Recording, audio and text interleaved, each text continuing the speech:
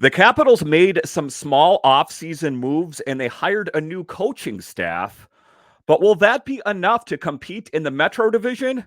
We'll discuss next on this edition of Locked On Capitals. Your Locked On Capitals, your daily podcast on the Washington Capitals. Part of the Locked On Podcast Network, your team every day.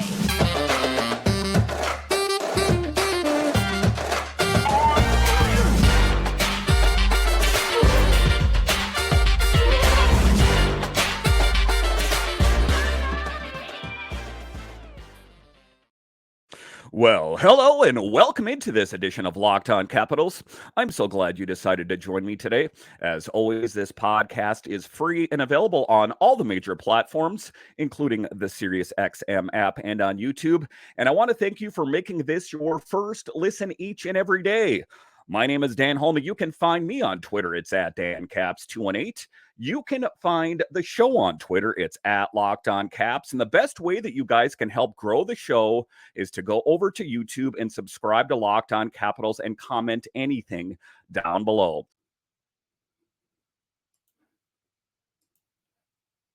This episode is brought to you by FanDuel Sportsbook, official sportsbook of Locked On. Make every moment more. Visit FanDuel.com/Locked On today to get started. In today's episode of Locked On Capitals, we talk about the Caps coaching staff. There were some changes made in the offseason, so you're going to get some different looks from the Capitals. We'll talk about that in the show. Then we will talk about our reaction to the draft. Were they the right selections? But just to get it going here, we will talk about the Caps free agency activity. In today's episode, once again, we are joined by Justin Trudel of NovaCaps. Justin, welcome to the show. Hey, thanks for having me back. So taking a look at the movement during free agency, I was listening to it all day. I was on a road trip. I had SiriusXM on. I was like, let's hope for a big move. Let's hope for a big move. And they signed Max Pacioretty and Joel Edmundson. What were your initial reactions? We'll start with Pacioretty. For me, it seems like a safe bet. They got him for $2 million and then $2 million more with incentives. A thing about him, though, of course, is his Achilles issue. So that is something to be concerned about. Where do you sit with Max Pacioretty? Yeah, I think with the relatively low kind of contract value there, with the $2 million cap hit plus that $2 million incentive that would take effect in the 2024-2025 season, pretty low risk, in my opinion, just from the perspective of like, if you can't come back from the Achilles injury, you're not going to really be on the hook for that entire $2 million bonus. But on the other hand, if he comes back and looks like the player he did in 6 games last season and in the 2021-2022 season with the Vegas Golden Knights, that's a pretty substantial impact on the top 6. As a guy who could score goals, he contributes. He has really, really strong underlying metrics. So to me, like, age aside, yeah, Pacioretty's 35, so it's not like we're lowering the average age of the team very much, but he's a proven contributor. He's a guy who can add a lot of scoring during 5-on-5 and on the power play, especially for someone with a left-handed shot, which the Capitals haven't really had in a bit. Most of these goal-scoring threats on the Capitals power play has been Alex Ovechkin, and then a mix of Oshie and Wilson in the bumper and Carlson at the point. And the commonality they all have is they're all right-handed shots. So kind of get to the left side where you typically had, like Dylan Strome, Evgeny Kuznetsov, and Nicholas Backstrom. They're all lefties. They're all facilitating playmakers, and they're not really shooting the puck much, especially Kuznetsov, who we need to see shoot the puck more and be more successful there. But from the perspective of like, if Pacioretty can come back healthy, that's a definite improvement in the top 6 to me. Obviously, we'll have to wait with bated breath to see how long he can, how long it'll take for him to get healthy, get back in the lineup, and then obviously, like, let's hope that Achilles is stronger than ever after the 2 tears of the same one. So I think that's something to keep an eye on throughout the season, especially with the Caps' kind of recent health issues. Yeah, because I had heard that they checked out his medicals and they talked to the surgeon and that it's looking good. But I mean, ultimately, who knows at the end of the day? Excuse me. But The thing of it is the Capitals would not have been able to afford him had he not had those Achilles issues. Let's face it, he is like a used car, if you will. That is ultimately the only way the Caps were able to get him. I do agree with your assessment there, though, as well. They were looking for a goal scorer. Alex Ovechkin was the one that scored primarily all the goals last season, where a couple seasons ago it was Tom Wilson and Evgeny Kuznetsov who rounded out the top three in goals. So they are looking for a bit more production. One of the other moves they made was for Joel Edmundson. I like that as the Habs retain 50% of his salary. A rugged defenseman, over 6 foot, 220 pounds, if memory serves. Excuse me, the Caps faced quite a bit of issues as far as injuries concerned on the blue line last season. Do you view this as a depth piece, or what do you think was behind it? Yeah, I think there's a few things at play here. One, from like the roster construction standpoint, when you look at the Capitals blue line, they don't have that physical defenseman that can clear the crease that you kind of lost with like the departures of Brooks Orpik and Brendan Dillon over the past few seasons. So I think that was a big piece. Like they needed that guy, like especially on the penalty kill, that can come in and keep guys out from right in front of the goal, potentially getting some guys out of the way of screens in front of Kemper and Lindgren. So I think from that perspective, it makes a ton of sense. I'm thinking like Edmundson's a third pairing kind of defenseman when we look at how kind of the roster will shake out. I think Sandin and Ferreberry will be, first or second pairing, kind of flip-flopping throughout the season, depending on how things look and all that good stuff. But I think it was also a pretty shrewd move by McClellan, just because like a third and a seventh is a pretty, light price to pay for a guy who's proven to be an NHL caliber defenseman. And then when you're looking at the left side of the defense, if without acquiring Edmundson, you're looking at Sandin, Ferreberry, and Alexiev. They're all 23. So you're looking at a team like, yes, we need more youth, but we also need experience. When you're looking at like, when you're making a run in the playoffs, younger teams tend to struggle at first until they get that experience. So you get a guy in Edmundson who has that experience going deep in the playoffs and has that physical game that the Caps really, as part of that identity over the past, 10 years, basically. So from that perspective, like, yeah, it's a move to make. It keeps, probably Alexiev out of the everyday lineup, but the worst case scenario is Edmundson doesn't work out. His cap hit isn't super high with that 50% retention by Montreal, and you can, put him at the 7th D, or the best kind and worst case scenarios, the Caps are at a playoff spot, come the trade deadline, and Edmundson's another asset you can flip with even more salary retained for a potentially higher return. So it's kind of an investment piece. If it works out for the Caps and they're, in a playoff spot from the trade deadline, it's a great move.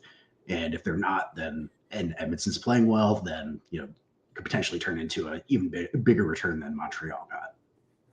Yeah, I mean, I was ultimately looking for this to be the season for Alexiev, but like you said, it's a little bit of depth. They could flip him, something like that. So one of the other acquisitions that was made that wasn't spoke about too much was Matthew Phillips. And, it was one of the things I was listening to the Jeff Merrick podcast. And I heard about the transaction take place, and I wasn't real familiar with him.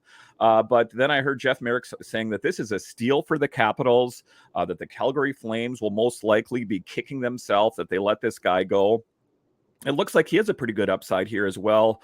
A one-way deal worth $775,000, listed as 5'8", 165 pounds.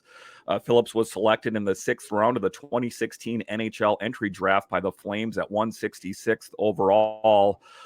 So he has some goal scoring potential here, as he scored 50 goals and added 40 assists for 90 points through 70 games, which comes out to 1.29 points per game average. Are you familiar with Phillips, and what were your thoughts on him? Yeah, I thought it was one of those things where you get with the connection with getting Mitch Love out of Calgary and onto the staff in Washington. Obviously, you're going to get some players that are like, I'm familiar with this coach. I think I'll get a fair shot at the NHL because I'm familiar with, an assistant coach on the Capitals. So I think it's definitely a shrewd ad. There's no risk in the signing at all. Worst case scenario, he's, on Hershey, he gets a call up, we kind of see where it goes. Or the best case scenario is he shows out at camp, makes a team, and potentially somewhere in that like middle 6, depending on how everything shakes out. Obviously, there's still, I think, some kind of like dust to settle in terms of how do we free up cap space to have a full roster at the NHL level? You're probably looking at something along the lines of, Mantha probably being traded. I know McClellan has said he's only really interested in hockey trades. He doesn't want to dump salary, but at some point it's going to become, the necessity if you want to have Pacioretty on the active roster when he's healthy and have some healthy scratches in case of injuries. So I think like when you're looking at it from that perspective, there's probably another move coming, at least one. But I'm not sure how of a big return it's going to be for the Caps, or if it's going to be one of those kind of like Kevin Hayes deals where you retain half of Mantha's salary and you get like a 7th round pick for him. But I think from that perspective, like I think Phillips adds a lot of depth, and in terms of players that we have at Hershey's level, I mean, there are a few players that could come up and probably play like on the fourth line role or a more sheltered third line role. But I think Phillips is one of those you could probably plug in, second line down and feel pretty comfortable with him. And obviously you have, Protas, who's probably going to start at the NHL level, McMichael, who feels like he's penciled in for an NHL spot. But, there's some, potential spots in the roster are going to fill up just because older team, more injuries, harder to come back from those. So for the most part, you're probably going to see some players from the Hershey level up in the NHL next season just from those injuries. And it'll be a good chance to see what they've gotten, especially in Phillips. Yeah, and with only about 888,000 and change left, there's not a lot of flexibility to make a big acquisition. As we know, a big piece would have to move out in order for a big piece to move in, or Nick Backstrom could go on LTIR. I guess there's a lot of things up in the air. All right, so coming up here, we will talk about the Capitals at the draft. Ultimately, I thought Ross Mahoney and the Scouts hit it out of the park. We'll talk about that straight ahead.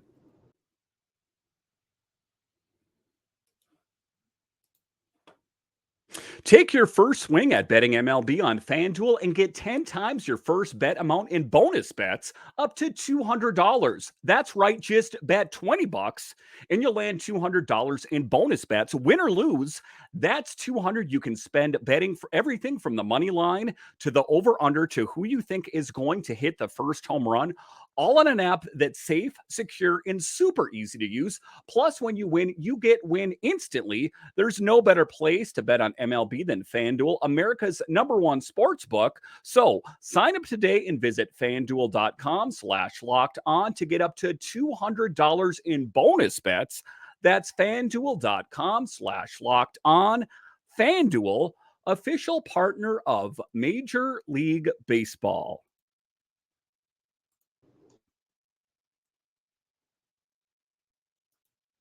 All right, welcome back into this edition of Locked On Capitals, part of the Locked On Podcast Network, your team every day. Make sure and subscribe or follow Locked On Capitals wherever you find your podcasts. I have a lot of big guests, just like today, Justin Trudel, so make sure and subscribe or follow Locked On Capitals today. All right, in this next section here, next segment, we are going to talk about the Capitals at the draft. Many people thought they were going to get Michkov. As it turns out, he went to the Flyers. I don't know if you were like me. I was kind of leaning forward on the couch. Is it going to be him? Oh, he went to the Flyers. Oh, shoot. I was really hoping he was going to come to the Capitals. But, excuse me, ultimately, I am happy with what the Capitals got in Leonard. We'll start with Leonard, who was picked 8th overall. A bit of a physical presence. I kind of think maybe a Tom Wilson 2.0, but a lot of people have kind of shot that down and say compare more to a Tkachuk, or he looks up to like an Austin Matthews who scored 60 goals a couple years ago. If the Capitals can get any kind of production similar to Austin Matthews, I think that would be great. What was your initial reaction to the Capitals selecting Leonard? Yeah, if we go back to, I think, the pre-draft version of this podcast, I think Ryan Leonard was one of the ones I pointed out as a really good selection for the Capitals at 8. I really like the pick. Obviously, I was also disappointed that Michkov went 7th overall to the Flyers right before the Capitals. Just like as the picks went on and Michkov wasn't getting selected, I was like, oh my, it's going to fall to the Caps at 8. And then, of course, the Flyers get him at 7. So Leonard is definitely a great consolation prize. Like you said, he's probably more of like the kind of Tkachuk build. He's probably he's not as physically imposing as a Tom Wilson. There's only a few of those in the league, right? Maybe Tom Wilson's the unicorn, but from the perspective of Ryan Leonard, like he's a guy who's going to go to those dirty areas, pot some goals. He's got offensive skills, and I think that really lines up with the comparables of Matthew Tkachuk, who's showed in the playoffs. Like he'll go to those mucky areas, he'll get rebound goals. All of his goals aren't beautiful, toe drags around defenders and putting a top shelf. It's getting to a rebound, potting it in. Those are the goals that are the most important in the playoffs. And I think for the Capitals, that's the kind of player you need, especially with a player like TJ Oshie entering kind of the last couple of years of his career. So I think that kind of slide up as Leonard makes his way to Boston College next season. We'll kind of see where he's at after that. But I feel like Leonard is going to be more ready than not, just because of how physically mature he is, and he's got all the skills. So I think, like, obviously there's a lot of disappointment that the Caps didn't move up to take Michkov, and it sounded like all the teams ahead of the Caps in the draft were pretty set on selecting their guys and didn't want to move back because they might lose out on their guy. So I think from the perspective of like, yeah, Michkov would have been great, but I think Leonard is probably one of those guys that you can really build a team identity around. Really hard to play against, has skill, and can score goals. So to me, like, I'm pretty happy with Leonard at 8. Yeah, I was happy overall too. And if we know he's not going to be ready next season, he's going to be playing for Boston College. So a few years from now, that sounds like when Alex Ovechkin will be hanging up the skates, and it might be Tom Wilson as the captain of your team. Could you imagine Tom Wilson and Leonard on the same team? It will be a wrecking crew out there, suffices to say. And again, I don't want to just, paint him as just, a physical guy, but he does have one heck of a shot. As I heard, he actually broke a goalie's glove at development camp. So the other big one out there that they selected, round 2, number 40 overall, was Andrew Cristall. Cristall, I've heard them all. And what I've been hearing, and everything that has been written, is that it was a steal for the Capitals, and that first overall pick, Connor Bedard, said that he is one of the smartest players that he's ever played with, and whatever team gets him is going to be lucky. What is your assessment? I've had different guests on the show since the draft, but what is your assessment on why he went in the second round and not the first round? Yeah, I think it's probably a combination of this draft just being so deep. I mean, there's teams, they rate prospect completely different from the next. So I think when you look at that, like, Cristall is a little bit on the smaller side, but he's also he's got great edge work. Like, he can do a lot of skill moves, but I think his overall top end speed isn't very quick. So I think his skating is probably what caused the drop. But obviously, McClellan said in one of his press conferences that they had a first round grade on Cristall. So it's a pretty great get in the second round for sure, especially 13th overall in the second. So I think when you look at that, that's a player that you can probably develop. He's got all the skill in the world. It's just more or less like, all right, let's work on some of the fundamentals around skating and really bring him up to speed. And if you get the right skating coach with him and really improve his stride, skating's not one of those things where it's like you're kind of just have what you're born with. It's a skill that you can really improve. I think one of the biggest kind of examples of that is Alex Tuch from Minnesota to Vegas to now Buffalo. From his time in Minnesota to Vegas, he really improved his skating, and that's probably one of his biggest skill sets that he has. Outside of his scoring ability and overall offensive penchant. But I think for the most part, you get the right kind of development on his skating. If you can get him up to he's a solid skater and he has skill to kind of create separation between him and defenders, then you got a player that's really smart, skilled, and can move around athletically. So I think that's a really good pick for the Caps that don't have a ton of top end forward prospect talent. It's a good move. This is a guy you probably develop and turns into a top 6 player down the line. Yeah, and it's an interesting thing. Everyone kind of has him projected to do great things, but I was talking to Bailey from the Washington Post, and she was talking about, there's a chance that he might not ever even make it into the NHL. There's always that possibility that, sometimes it doesn't always translate from, juniors and college into the NHL. But one of the things that out there, if I saw some clips of him at development camp, he's a good playmaker, a good passer. So I think the potential is there to be a really great player. If that, ultimately materializes, I guess that remains to be seen. At number 4, they picked Patrick Thomas. And I'll scroll down a little bit further here. A defenseman in Cameron Allen, round 5, number 136. So the Capitals' eyes are to the future as far as the blue line is concerned. What were your thoughts on Cameron Allen being picked in the 5th round? A tremendous value for the pick. I mean, this was a guy who's coming into the kind of the last season as a potential, one of the first defensemen off the board. He had kind of a down season in his draft year, which is unfortunate for him, but fortunate for the Capitals because he kind of get a 5th round pick out of this player.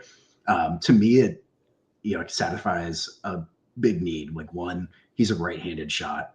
The only kind of like defenseman we're looking at kind of the prospect age. I think Lucas Johansson is kind of aged out of the prospect kind of age there, but we're looking at Vincent Iorio and then this selection here. So I think you get a player that has a lot more offensive upside and had some good World Juniors kind of experience there. I think you get a player that if you can kind of mold him in the kind of offensive capabilities of a John Carlson and try to see like, okay, this is what John Carlson does on the power play. This is what John Carlson does during even strength. It's a player with good instincts offensively. He knows when to pinch. He knows when to move around the forwards at the point. So I think like this is a player that has the skill. I think it was more or less just like kind of like a down season going into the draft year, which can be a real snake bite for some of the top end guys, especially with how deep this draft was. But if the Caps are really confident in developing this player, then they should feel really good about this pick, especially in the 5th round. Yeah, that's one of the things that I tell on this people on this show is that I don't know what kind of season the Caps are going to have next season, but if you kind of look to the future, into the horizon, I think that this team is really going to be loaded. And then the Capitals also do select in the 7th round, or excuse me, number 7, number 206, Antoine Keller, a French goalie. I'm always intrigued by the goalies that the Capitals select. I mean, historically have always just nailed it as far as I'm concerned. Pretty much, every player that is down in the, Hershey Bears or the Stingrays, they find a spot somewhere in the NHL at some point. What were your reactions to that? I understand that he might not ever even be a Capital, but it seemed like, a diamond in the rough, if you will. And Ross Mahoney seemed pretty excited about it in media day when they were questioning about Antoine Keller. Do you have any reactions to him? Yeah, I think it was interesting. Like, I believe the Caps traded back into the 7th round to take him because he was still available. But I was looking at his stats. Like at the U20 Worlds, he posted a .921 save percentage in 3 games, and then in the international competition, a .920 save percentage in 8 games. So this is a pretty good player. I mean, that's pretty good competition. It's not like France has a tremendous roster around them. Like I think there's 2 active NHLers from France currently. So I think like we're looking at from the perspective of like, this is a goaltender that can play behind, a probably not so great caliber team against very good caliber teams like Canada, Sweden, the US, and post good numbers. I think that's like a really substantial add in the 7th round. Obviously there's a ton of depth in the Capital system right now in goaltending, but like you said, those are always kind of things that we see around the league historically for the Caps is they get goalies and move them up through the system. They get their chance with the Capitals, and then they eventually go somewhere else, like a Grubauer, Varlamov, Newvirth, all those kind of players. So, like, it could be potential great value. But, yeah, like you said, it's a 7th round pick, obviously. So there's definitely a low % chance that he makes NHL. But if he does, then we know that got a great value out of the 7th round pick. Yeah, I'm always excited to see who they pick. Sometimes, I look at it, I'm like, well, the Caps have enough goalies, but then they draft one. And then what Ross Mahoney has always said is you draft the best player available. You don't necessarily draft for position. All right, so coming up straight ahead, we will talk about the Caps coaching staff and what will that mean for the Caps on the ice. We'll talk about that next.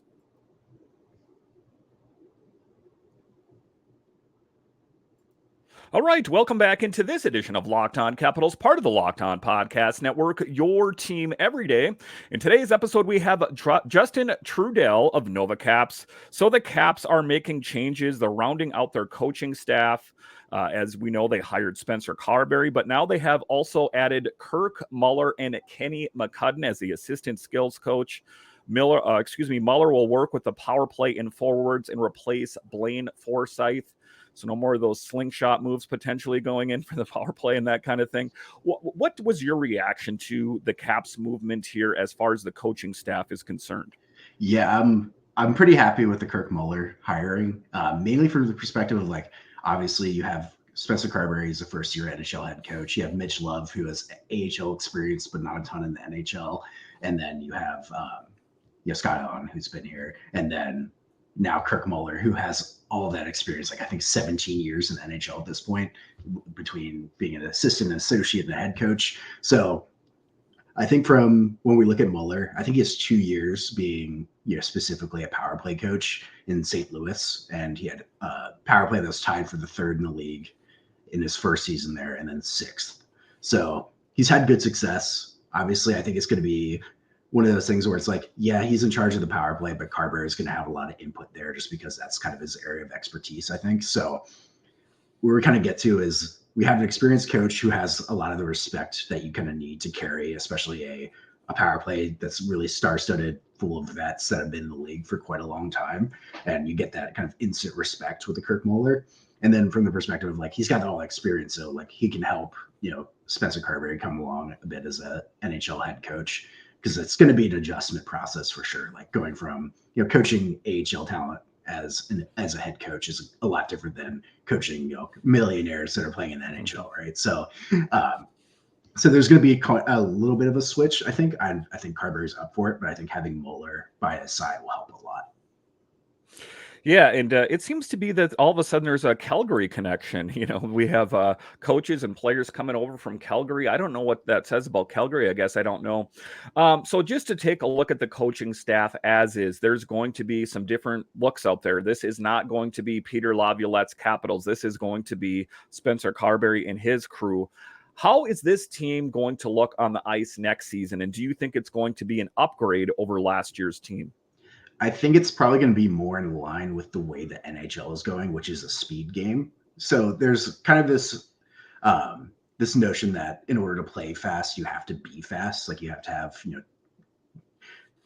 5 Carl Hagelins on the ice at all times. It's not necessarily a case. You can play fast, but not necessarily be super fast. It's more or less about moving the puck quicker, making short, kind of calculated passes to move up the ice on the breakout, and then in the offensive zone, really just moving around a lot and getting the defensive team more tired. You build that possession through the cycle, all that good stuff. So I think to me, we'll probably see a bit more of the speed game in terms of getting pucks out quick and moving up the ice with intentional short passes and really supporting each other throughout the neutral zone until they make the offensive zone. To me, the biggest thing that we have to look at is zone entries, both during 5-on-5 and the power play, just because that's been you watch the Caps trying to enter the zone is typically not the cleanest thing, especially on the power play. And then you go and look at teams like Edmonton or Toronto or these other teams that have elite power plays. They just enter the zone at will, easy, fast. They establish that possession in the offensive zone and really get set up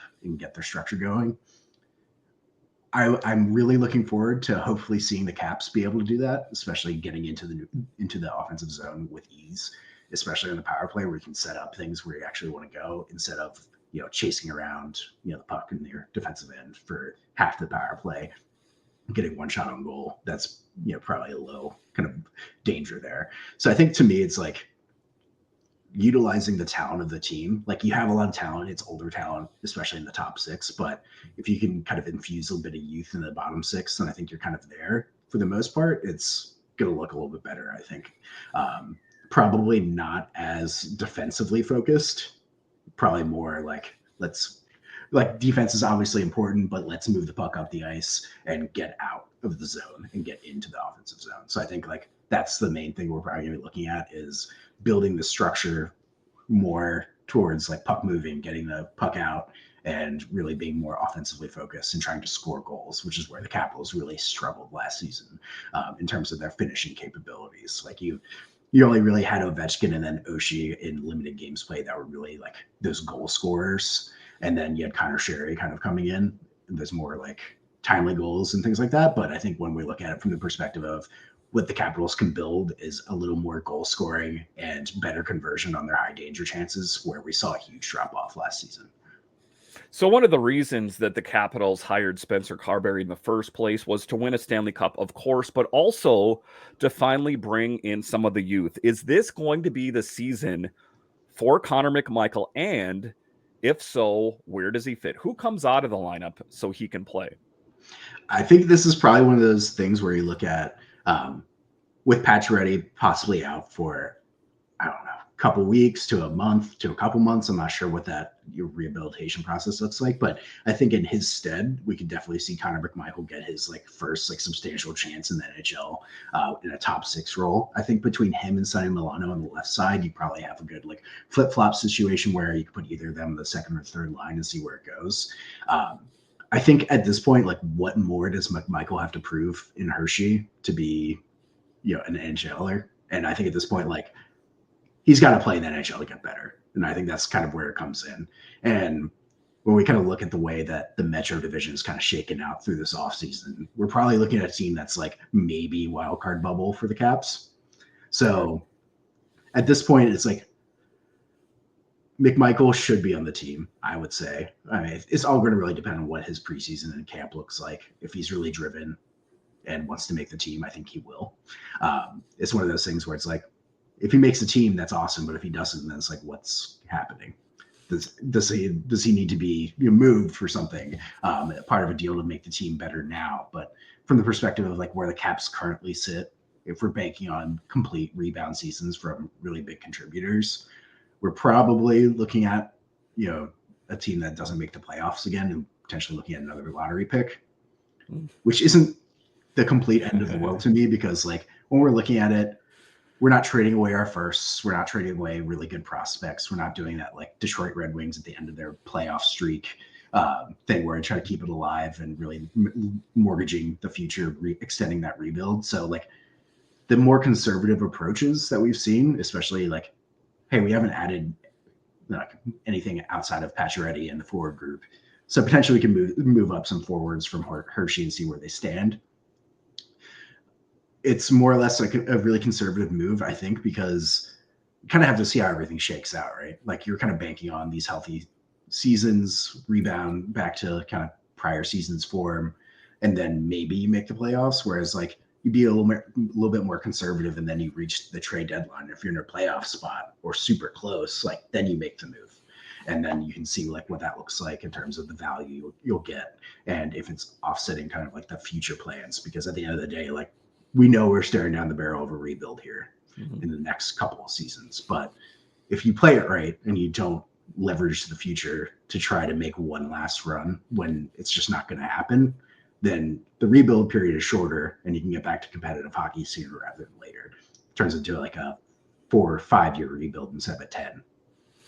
Yeah, I mean, the difficult thing with this, and I understand Alex Ovechkin's importance, going to be revered as one of the best players of all time, greatest goal scorer at some point, is that it seems like the Capitals are kind of in limbo until he decides to hang it up. Everything I've heard from Tarek El-Bashir and everyone else is that there's not going to be any tear it down to the studs rebuild until Ovi hangs it up. And to them, I always say, so is this team going to be competitive for the next 3 years, or are they just going to be kind of mailing it in or, trying to do their best? I got to say, of course, I appreciate what Alex Ovechkin does, and he's the heartbeat of this team, but it almost seems to be detrimental that, we're kind of stymieing a change that is inevitable. We know it's going to happen at some point, but we're not going to do it because, we made a promise to Ovi that he'd play on a competitive team. It's just a little frustrating to me as a Caps fan. Listen, Justin, I want to thank you for joining us again on this edition of Locked On Capitals. Why don't you tell everyone where we can find your work? Yeah, definitely. Thanks for having me. So you can find me on Twitter. It's at StayTrue20 with no E.